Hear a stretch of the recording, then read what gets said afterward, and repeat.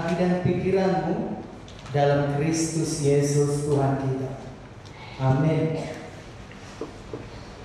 Firman Tuhan yang menjadi santapan rohani kita, Terismi Mewa Horas Pandakotan Tambunan Sarjana Komputer dan Maria Kristina Citra Indosari Borubat Turwat Sarjana Pendidikan, tertulis di dalam Mazmur 12 ayat 7 sampai dengan ayat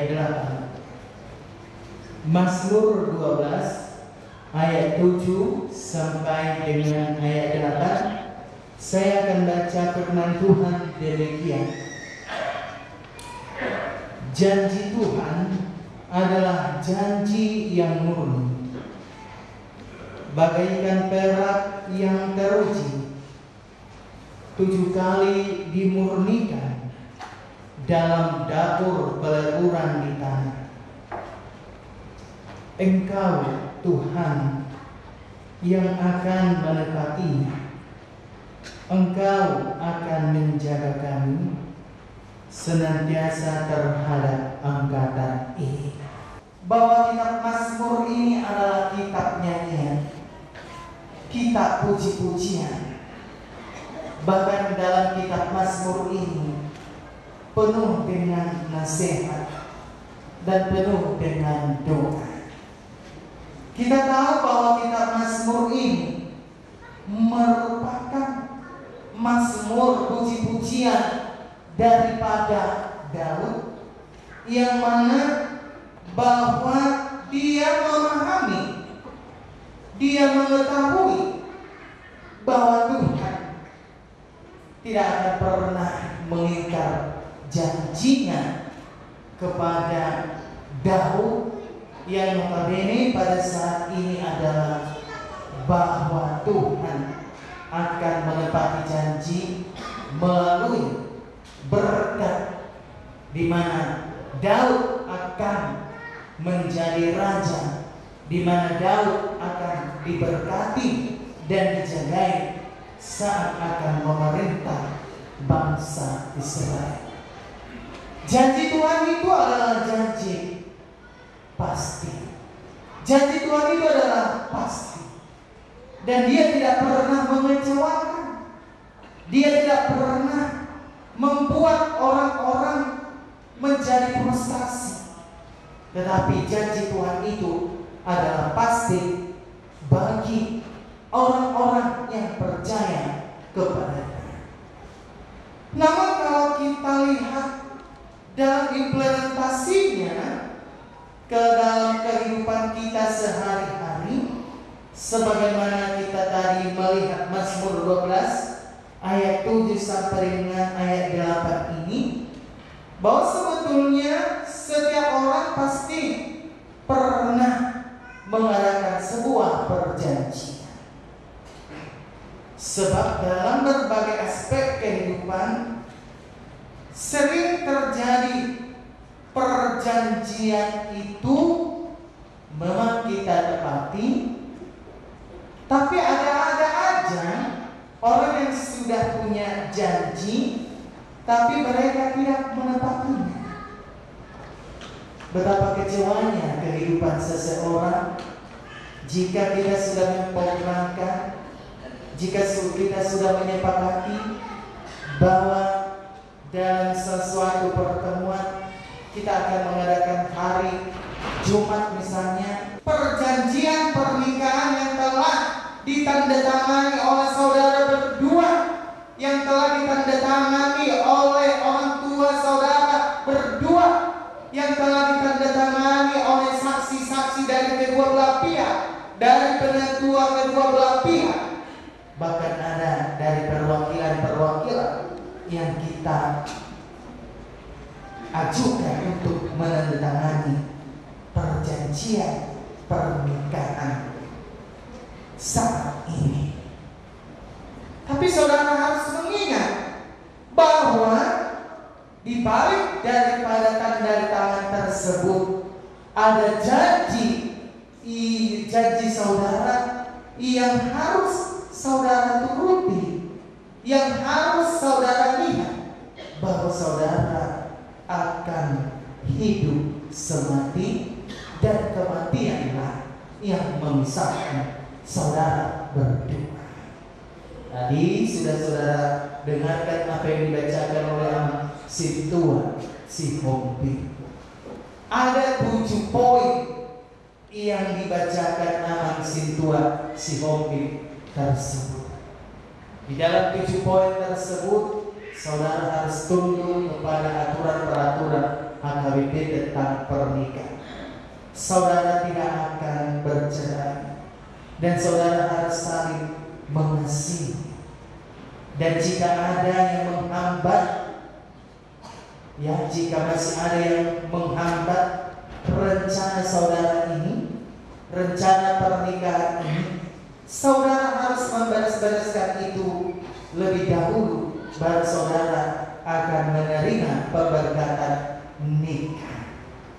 Di antara dari perjanjian itu, ada hal yang perlu kita ketahui, bahwa ternyata dalam membentuk rumah tangga tersebut, selain perjanjian yang kita ikat pada hari ini, satu yang saudara ingat adalah, karena kita tahu bahwa Tuhan sudah lebih dahulu mengasihi kita lewat pengorbanannya di kayu salib, lewat darahnya yang telah tercurah di bukit Golgota. Itu menandakan bahwa di balik daripada pengorbanan Tuhan Yesus tersebut, ada satu hal yang kita lihat di situ, bahwa Yesus sangat mengasihi kita. Kalau Yesus mengasihi kita, berarti Yesus juga mengasihi kehidupan rumah tangga saudara. Bahwa kalau kita membicarakan kasih, yang ternyata Tuhan Yesus sudah lebih dahulu mengasihi kita, maka calon suami istri yang akan menikah pada tanggal 11 November yang akan datang, diingatkan bahwa saudara harus saling mengasihi. Mau seorang biholo itu ngatung-ngatungan bahwa perjanjian rumah tangga. Mau seorang biholo itu ngatungan di kuliah bahwa perjanjian berdalam kuliah ay dito ngatungan di ruas di kuliah saya adong tutup angka persoalan.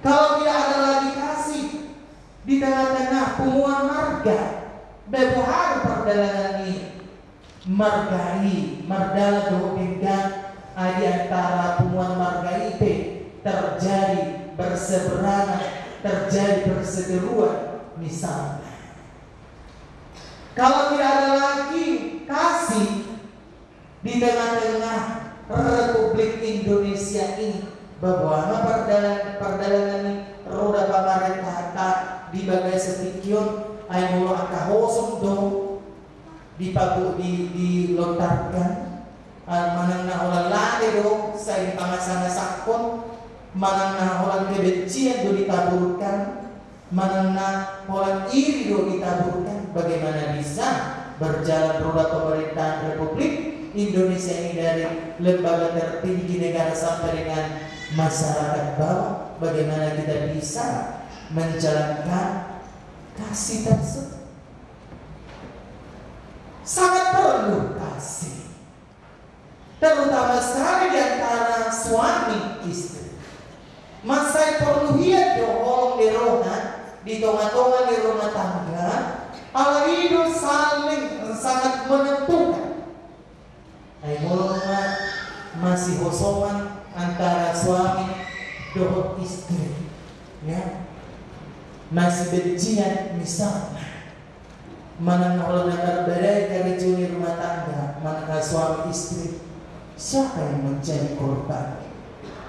Dan adalah suami istri yang menjadi korban.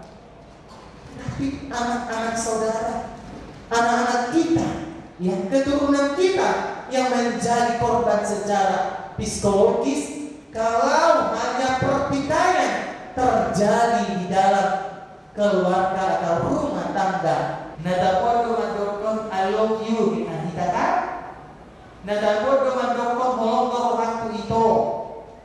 Enak sekali mengatakan kaulah bulanku, kaulah bintangku. Tapi orang di panganan sa pintu. Beramat tentang semuanya Kristen. Bukan seperti itu iman orang Kristen.